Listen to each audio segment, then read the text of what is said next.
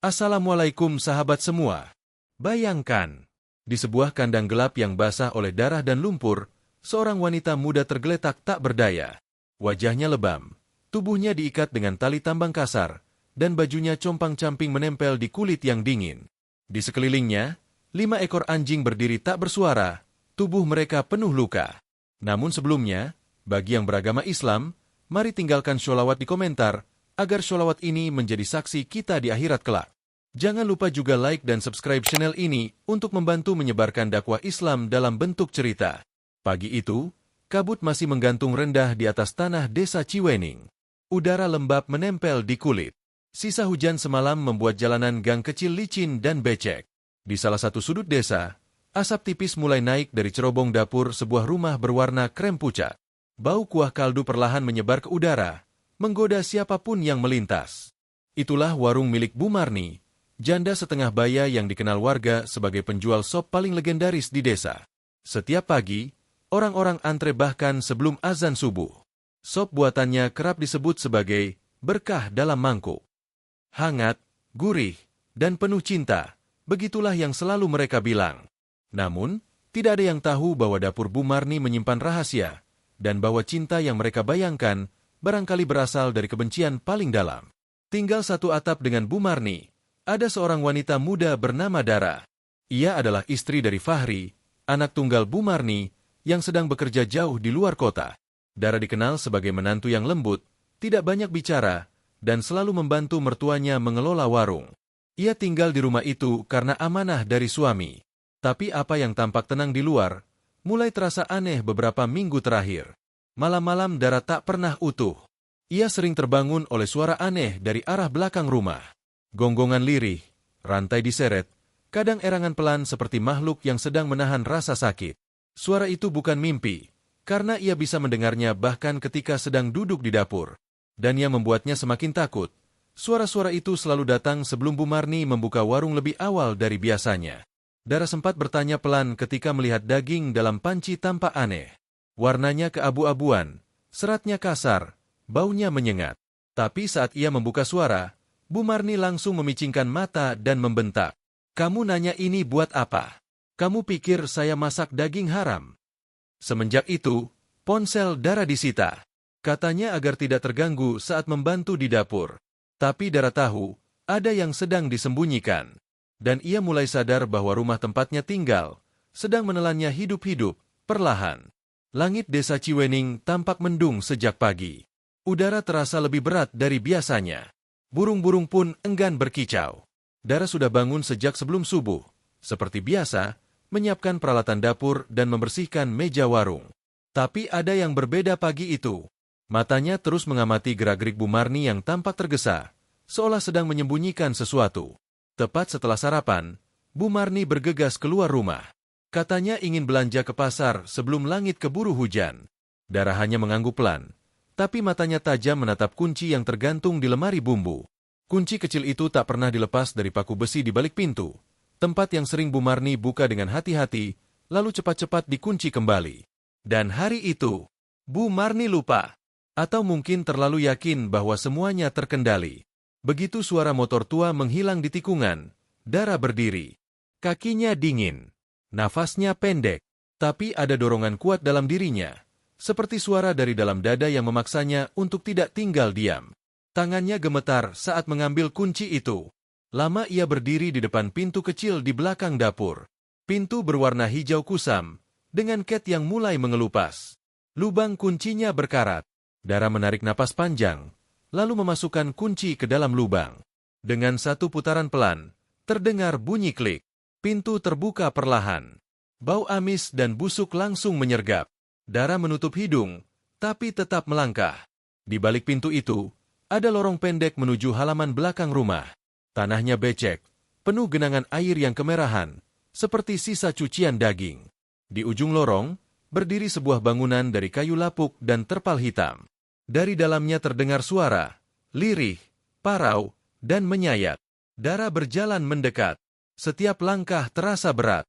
Jerami kotor menyembul dari sela-sela papan kandang. Ia mengangkat sedikit terpal yang menutup sisi bangunan. Dan detik itu juga, ia ingin menjerit. Di dalam kandang, 5 ekor anjing kurus duduk diam. Tubuh mereka penuh luka. Ada yang pincang, ada yang buta sebelah, dan ada yang menggigit tulangnya sendiri. Di sudut kandang, ember besar berisi tulang dan daging tak berbentuk. Baunya menyengat. Beberapa tulang masih berbalut sisa daging yang belum bersih. Dara mundur beberapa langkah, napasnya tercekat, mulutnya gemetar. Ia tahu, ini bukan daging sapi. Ini bukan kambing. Ini terlalu menyerupai sesuatu yang tidak seharusnya dimasak. Tiba-tiba terdengar suara. Langkah kaki cepat, berat, seperti menghentak tanah. Dara menoleh. Bu Marni berdiri di ujung lorong. Wajahnya merah, matanya melotot.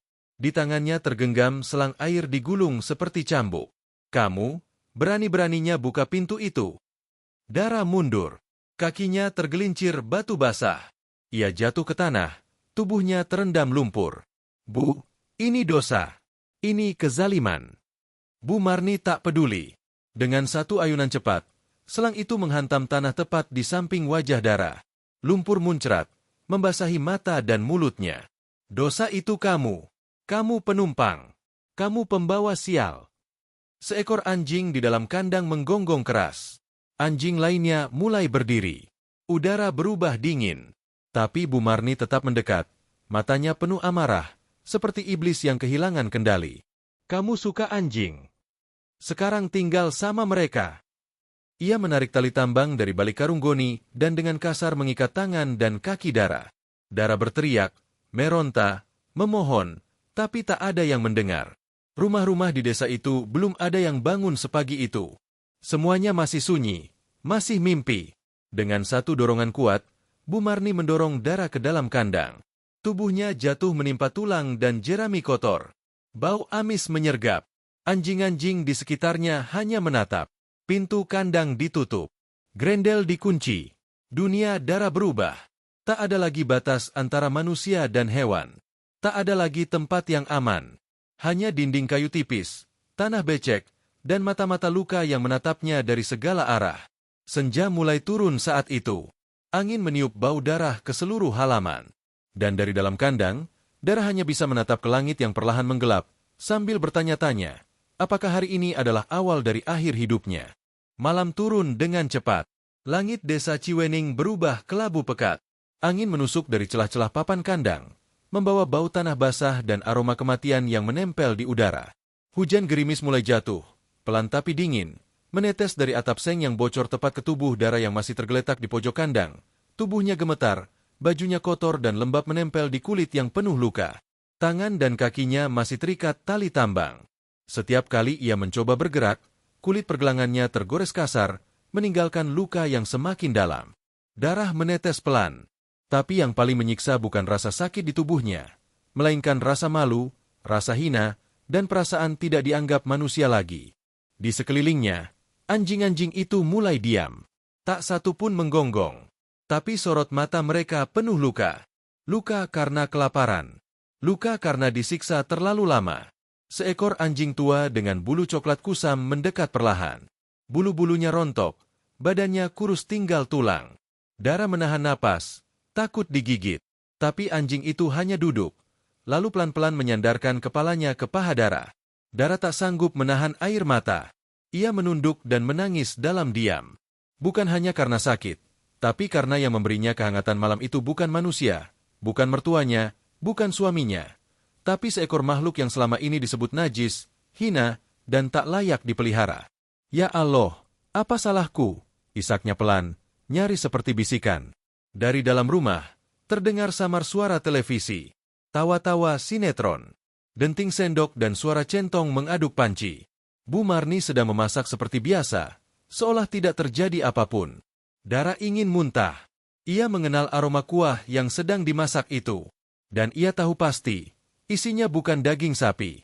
Bau darah dan tulang di dalam kandang menusuk hidungnya. Campuran urin, sisa daging busuk, dan jerami yang lembab membuat udara jadi pengap. Dara memalingkan wajah, tapi kemanapun ia menoleh, bau itu tetap melekat. Ia mencoba menggerakkan tangan lagi. Tali itu terlalu kuat, tapi suara kecil di dalam hatinya terus berkata, "Kamu harus bertahan." Seekor anjing besar berwarna hitam berdiri di pojok kandang. Tubuhnya besar, matanya tajam, tapi tak pernah mendekat. Ia hanya berdiri di sana, diam, menatap, seperti penjaga. Tatapan matanya tajam tapi tidak liar. Seolah ia tahu Dara adalah korban, bukan ancaman. Lalu, terdengar suara pelan. Seperti kain yang digesek. Dara menoleh. Anjing tua yang tadi menyandarkan kepala di pahanya kini menggigit tali di tangannya. Perlahan. Gigih. Tak tergesa. Dara menahan napas. Matanya berkaca-kaca. Air mata jatuh membasahi pipi yang penuh luka. Ia tak percaya. Makhluk yang sering dianggap menjijikkan, justru menyelamatkannya. Waktu berjalan sangat lambat. Tak ada jangkrik. Tak ada suara burung malam. Hanya detak jantung dan suara napas Dara yang tak teratur. Kedinginan, ketakutan, kelelahan, dan lapar. Ia nyaris kehilangan kesadaran ketika tiba-tiba terdengar suara pintu rumah dibuka.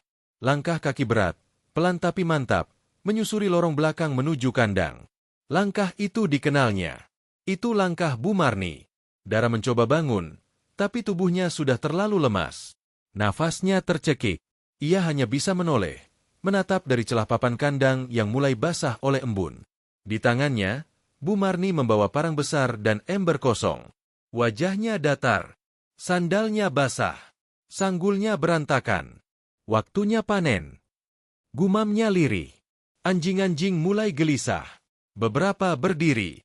Anjing hitam di pojok bergerak pelan ke depan pintu kandang. Bu Marni membuka grendel, mengangkat parangnya sedikit, lalu menatap ke dalam kandang, mencari. Satu anjing kecil berwarna putih dengan kaki pincang berdiri lemah di pojok. Bu Marni menunjuknya. Nah kamu aja. Tenang, gak banyak gerak. Bagus buat kuah hari ini. Tapi sebelum ia sempat masuk, anjing hitam besar itu berdiri menghadang, berdiri tegap seperti penjaga gerbang neraka. Matanya menyala merah, napasnya cepat, taringnya terlihat jelas. Bu Marni mendengus. Minggir. Mau ikut jadi bangkai juga. Lalu ia menendang. Dan detik itu juga, dunia meledak. Tendangan Bu Marni mengenai perut anjing hitam besar itu. Tapi yang terjadi setelahnya, bukan seperti yang ia bayangkan. Tak ada gonggongan peringatan. Tak ada suara perlawanan pelan.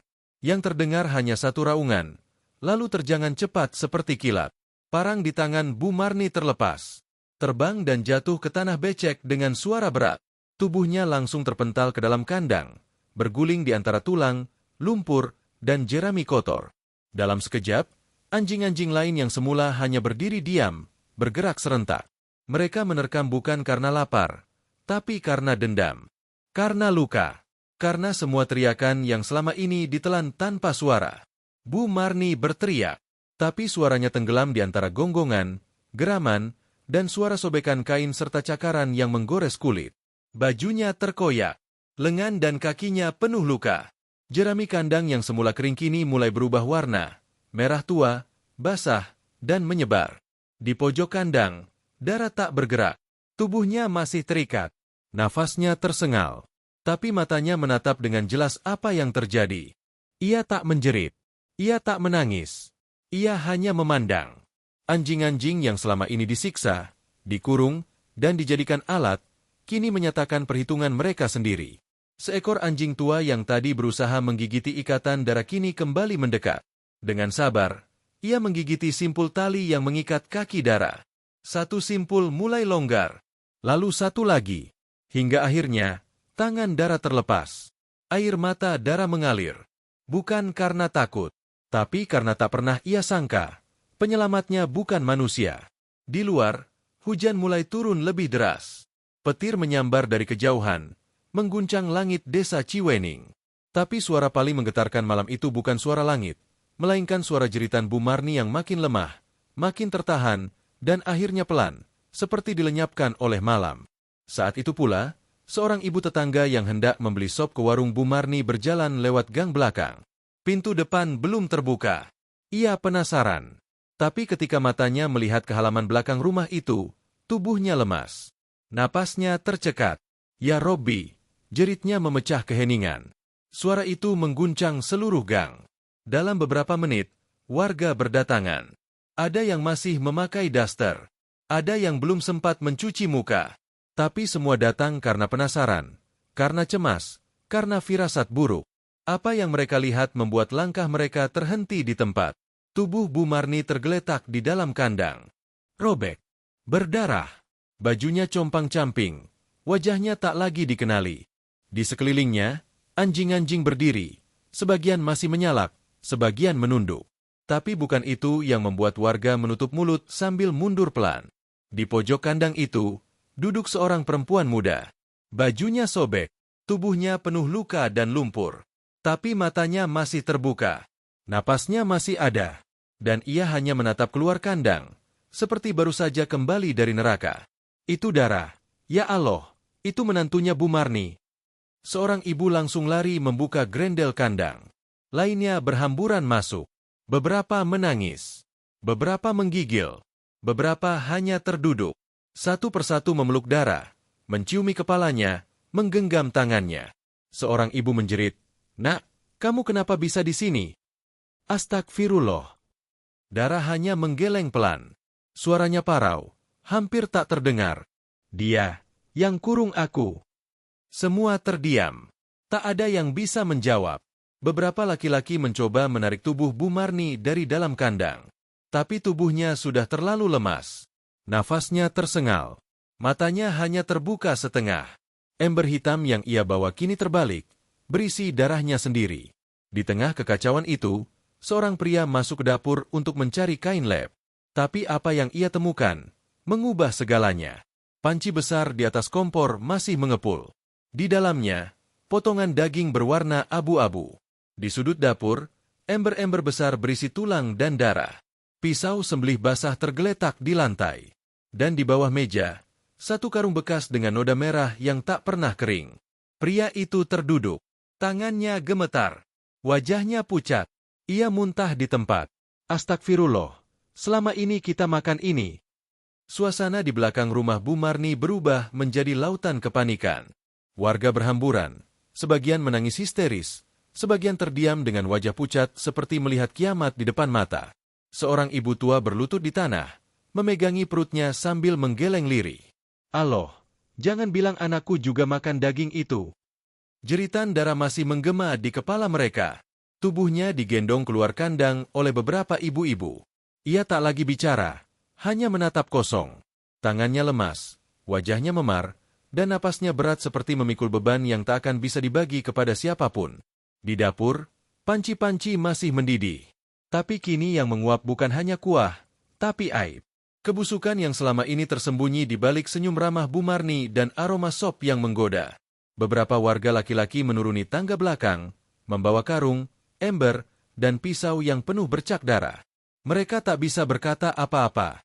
Semua hanya saling tatap, mencoba memahami kenyataan yang terlalu kejam untuk dipercaya. "Cepat, panggil Pak RT. Panggil Ustaz juga. Hubungi ambulans," teriak salah satu warga. Dalam waktu singkat, rumah Bu Marni dipenuhi kerumunan. Beberapa petugas desa datang membawa tandu. Bu Marni masih bernapas, tapi hanya dengan bantuan oksigen darurat. Wajahnya lebam, tubuhnya penuh luka terbuka, dan matanya terus berkedip tanpa arah seperti orang yang sedang melihat hantu dari masa lalunya sendiri. Dia harus dibawa ke rumah sakit sekarang juga. Di sisi lain, Dara dibaringkan di ruang tengah rumah Pak RT.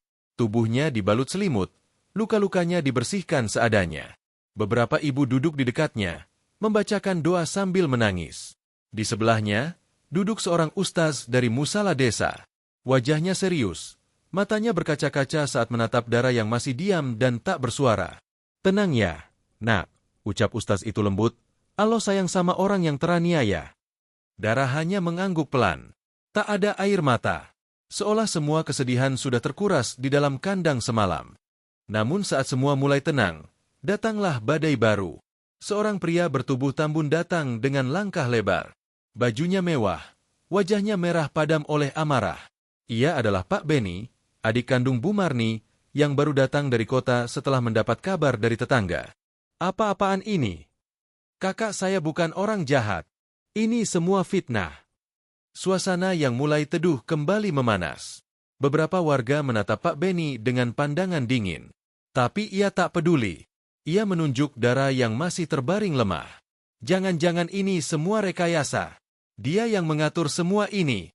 Dia yang bikin hewan-hewan itu nyerang kakakku. Cukup, Pak, tegur Pak RT. Jangan asal bicara, korban di depan mata, dan semua bukti sudah kita lihat sendiri. Pak Benny tetap keras kepala. Ia tak bisa menerima kakaknya disebut pelaku. Ia hanya mengenal Bu Marni sebagai wanita tangguh yang berjuang sendirian membesarkan anak dan membangun usaha sop legendaris itu. Dan saat suasana makin panas, datanglah sosok yang paling ditunggu. Fang, suami Dara. Ia tiba dengan wajah pucat dan mata sembab.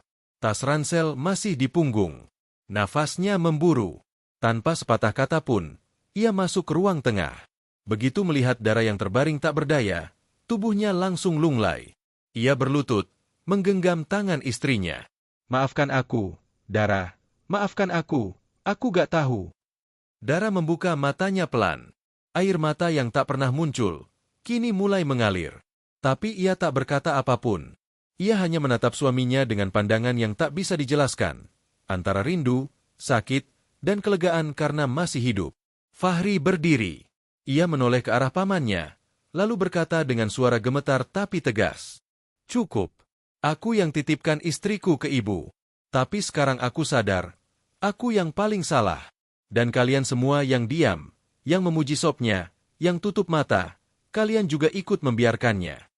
Suasana sunyi. Tak ada yang membantah. Tak ada yang menyangkal. Semua hanya menunduk.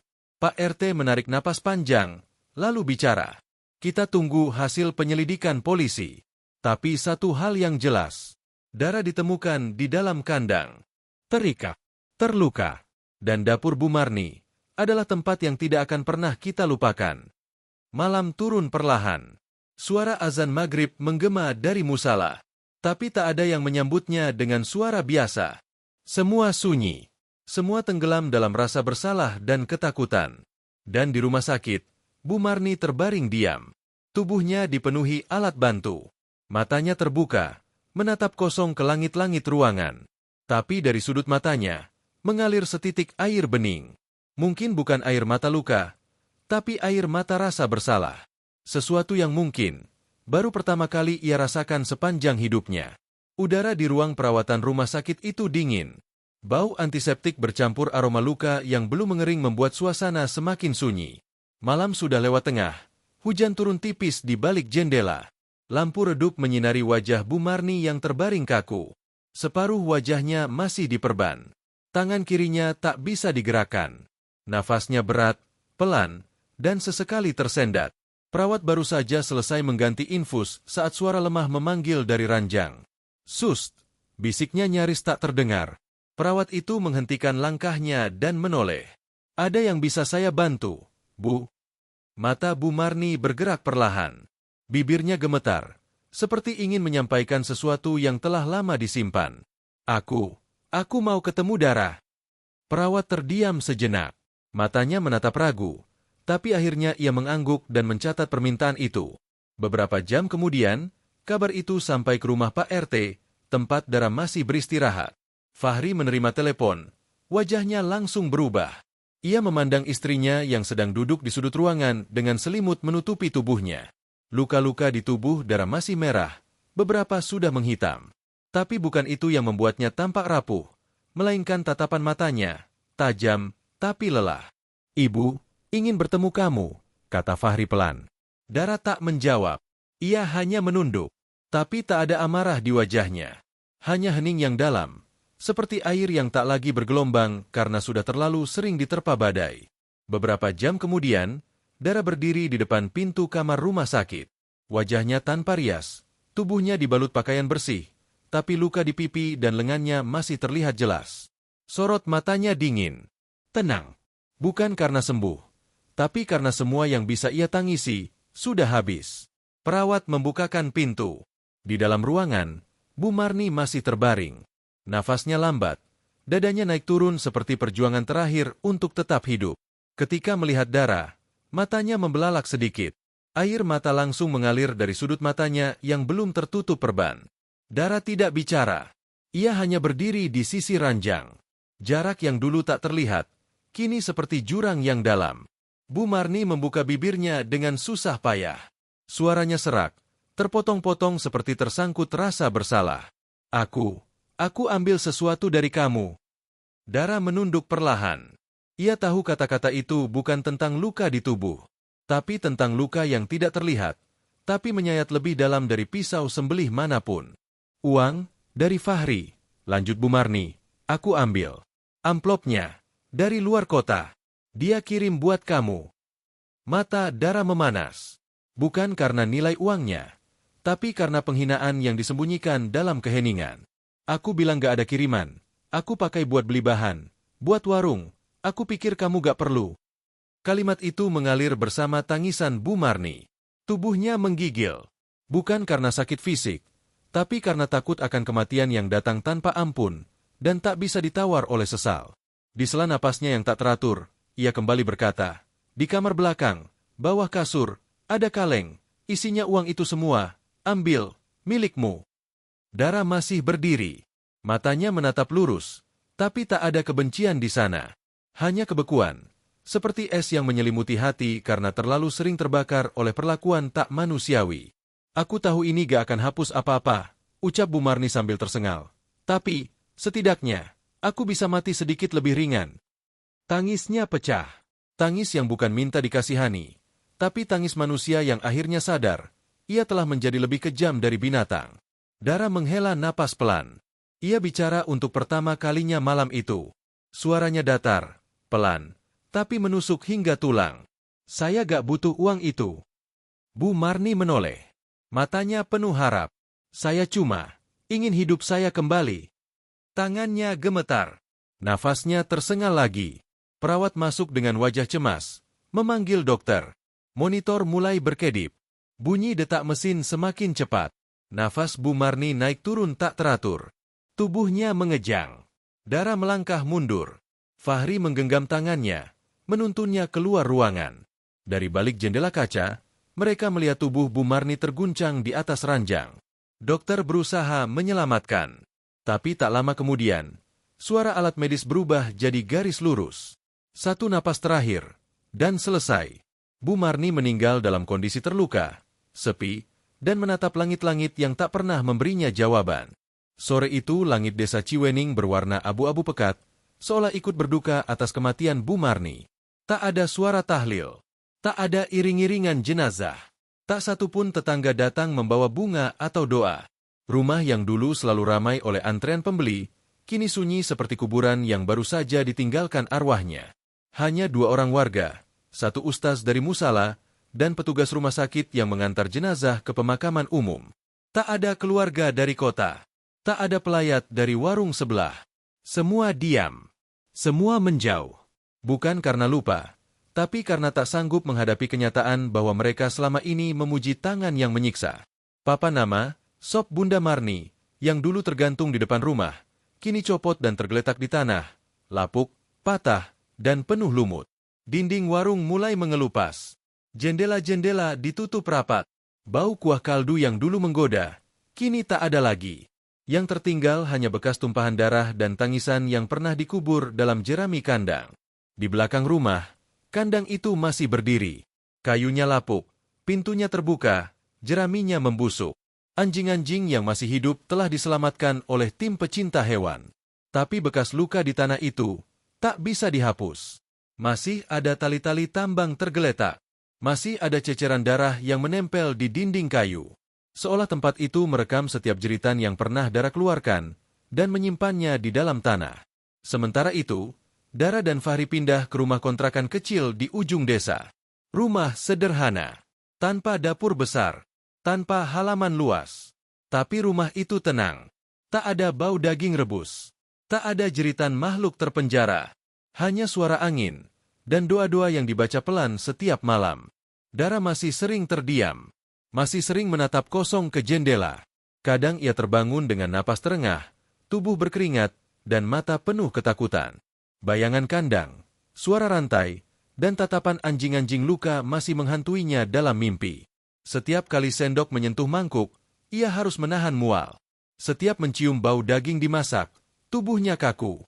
Trauma itu belum pergi. Tapi ada yang berbeda sekarang. Dara tidak sendirian.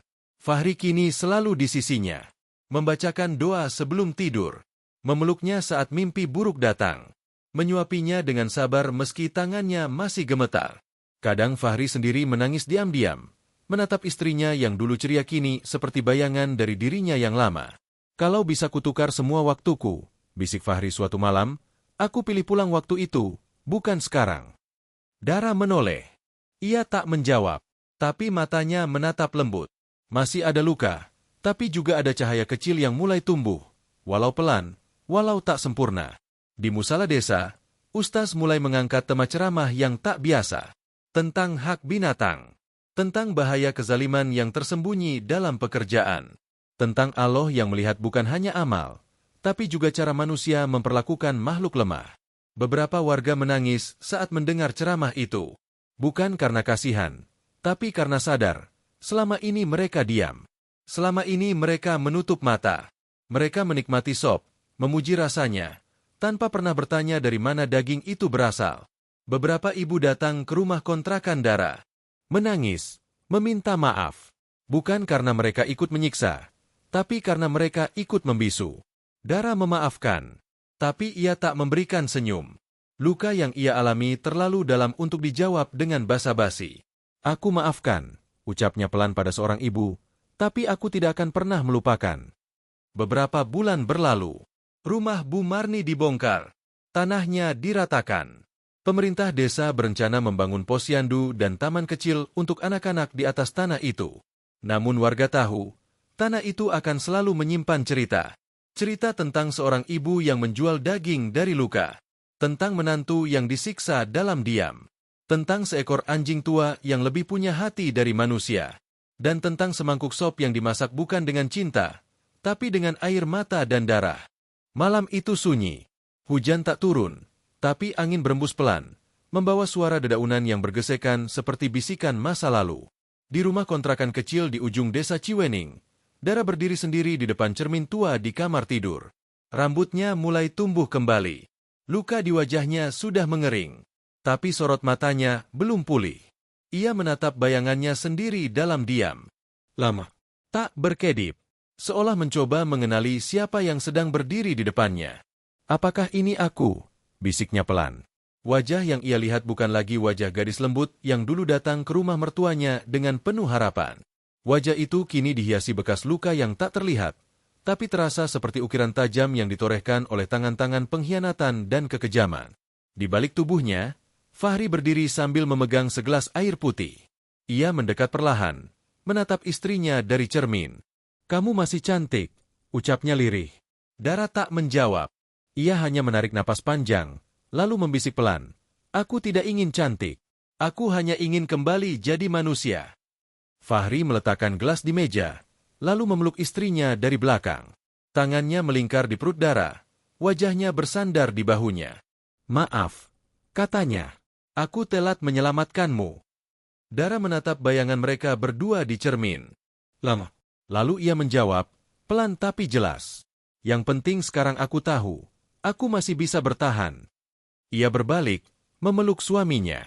Tak ada air mata, tak ada ratapan, hanya kehangatan yang lambat tapi nyata, seperti pagi yang datang setelah malam yang panjang dan penuh badai. Beberapa hari setelah itu, Fahri menemukan sebuah amplop di bawah pintu rumah mereka. Tidak ada nama pengirim.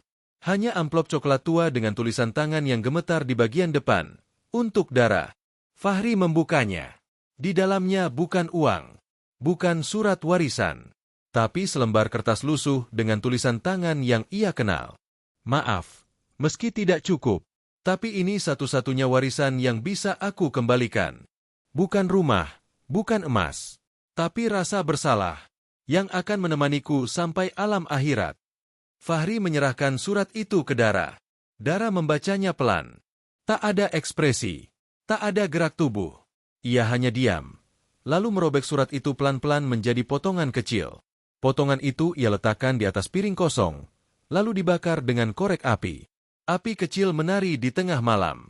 Cahayanya memantul di mata Dara. "Kadang," bisik Dara, "yang diambil orang bukan cuma uang, tapi juga kepercayaan dan harga diri." Fahri menatapnya, tak berkata apa-apa. Tapi dalam hatinya, ia tahu, Dara sedang belajar menerima, bukan melupakan. Hari pemakaman Bu Marni berlalu tanpa suara. Tak ada foto yang digantung. Tak ada nisan bertuliskan kata mutiara. Hanya tanah basah, papan kayu, dan udara sunyi yang menggantung berat. Tak satupun warga hadir.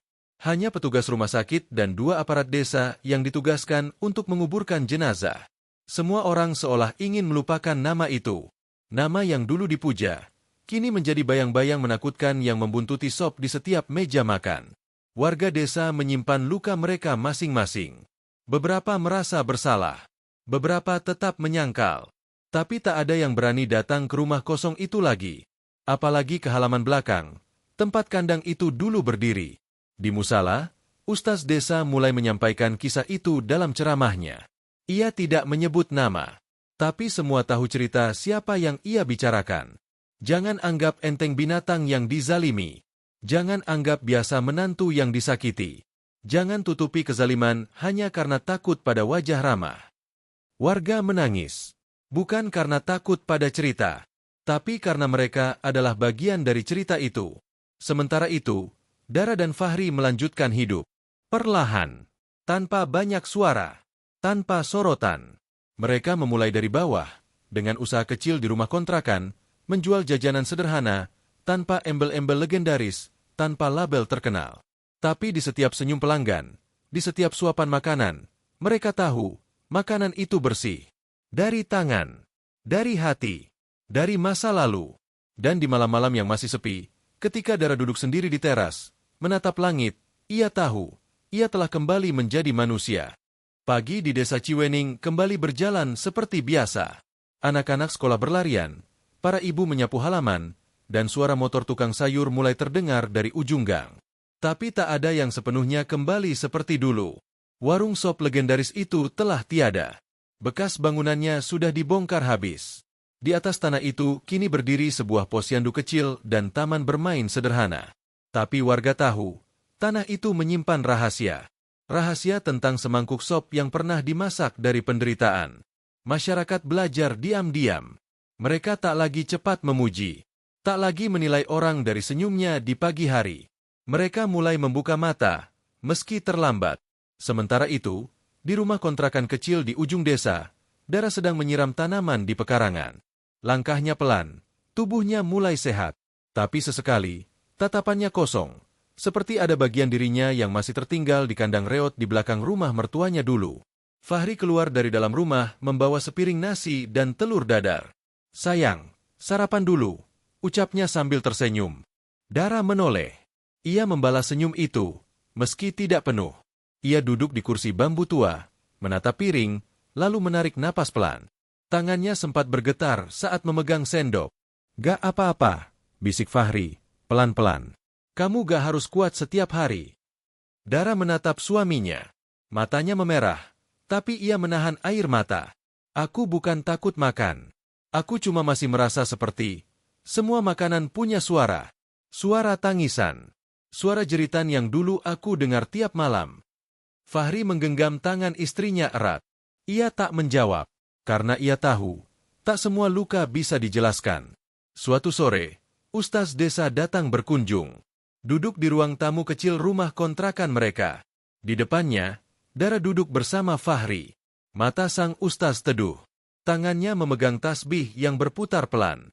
"Aku cuma mau bilang satu hal, Nak," ucapnya sambil menatap Dara. Orang-orang desa mulai sadar. Mereka tak berani mengatakannya langsung, tapi mereka menyesal. Dara hanya diam. Tak ada kebencian di wajahnya. Tapi juga tak ada maaf yang mudah. Beberapa warga ingin bertemu. Minta maaf. Tapi mereka takut. Takut kamu menolak. Takut kamu membenci. Dara menarik napas pelan. Lalu menjawab lirih. "Saya gak benci siapapun. Tapi saya juga gak bisa tersenyum seperti dulu." Ustaz itu mengangguk perlahan. Ia paham.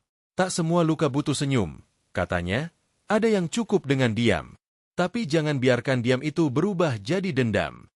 Dara menunduk, lalu berkata, "Saya bisa maafkan, tapi saya tidak akan pernah melupakan." Kalimat itu menggantung di udara. Tak menyakitkan, tapi juga tak menenangkan. Sebuah kebenaran yang lahir dari pengalaman panjang di dalam kandang.